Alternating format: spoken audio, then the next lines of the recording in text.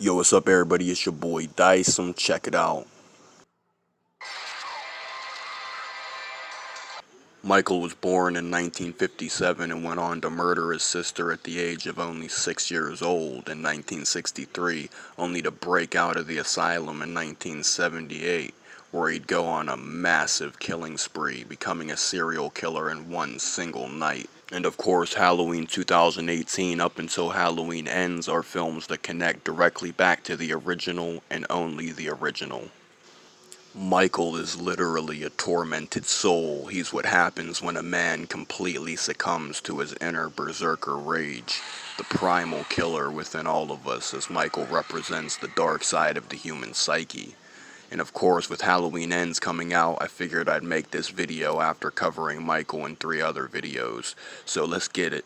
Apparently, the alternate ending to Halloween 2018 involved Karen shooting Michael with a crossbow, either in the throat or the head, depending on the variation you're reading and or seeing in a video. It hasn't been released in its entirety, but I remember hearing about it way back before the film even dropped. Apparently, Michael would have seemingly killed Lori, or at least nearly killed her, with her losing a lot of blood from a stab wound, where he would then be shot directly through the skull and or throat with a crossbow bolt, where he would proceed to walk into the woods, sit down on a log, and breathe heavily through the mask, breathing intensely until suddenly the breathing ominously stops, indicating, of course, that both Michael and Lori may have died, leaving their fate completely up to interpretation. Now, here is an image of Michael's face, at least with some of the practical effects from Halloween 2018, showing what he looked like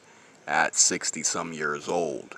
And of course, in Halloween Kills, we see Michael come back damaged, but with immense bloodlust, ready to slaughter and disembowel just about anybody who comes across him. Now, of course, Michael Myers is referred to as the boogeyman because, as Laurie puts it, he's not simply just flesh and blood, but he's rather a vessel for pure evil, the shape, as in just the shape of a human being, lacking humanity.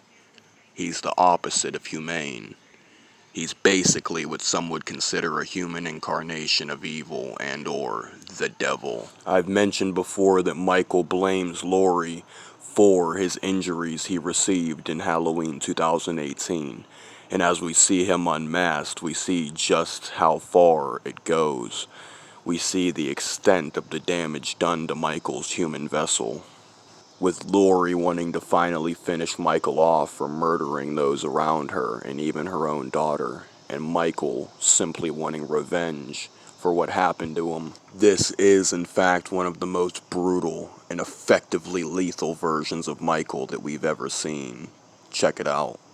A lot of people hated on Halloween Kills, but I loved every film in the recent Halloween trilogy. Of course, we got an extended cut for Halloween Kills, and rumor is that there will be one for Halloween Ends. And as you can see, Michael is powerful enough to obliterate and completely shatter a human skull with a wooden bat, proceeding to stab his victim with the broken bat. Here's a good look at the behind the scenes look of Michael unmasked. And here's the figure, aka sculpted statue of Michael, that very much so indicates what he would look like in the new film based off of what we've seen thus far. The scars and burns on Michael's mask and flesh can't even match the mental scars that made him the way he is. And with this alternate ending scene to Halloween Kills showing the murder of Karen, Laurie's daughter, mirroring how Michael originally killed his sister back in 1963 in a fairly awesome and savage way. With this, of course, being one of the most demented and depraved versions of Michael we've seen in a long time. Maybe even ever. Now, of course, with Halloween Ends coming out both on Peacock and in theaters on the same day, we can assume that maybe, just maybe, they'll release both cuts. Maybe one on Peacock, most likely being the extended cut or director's cut, and one in theaters, obviously, most likely the theatrical version. We already know there were reshoots, and here we see Laurie mourning the death of her daughter as she realizes.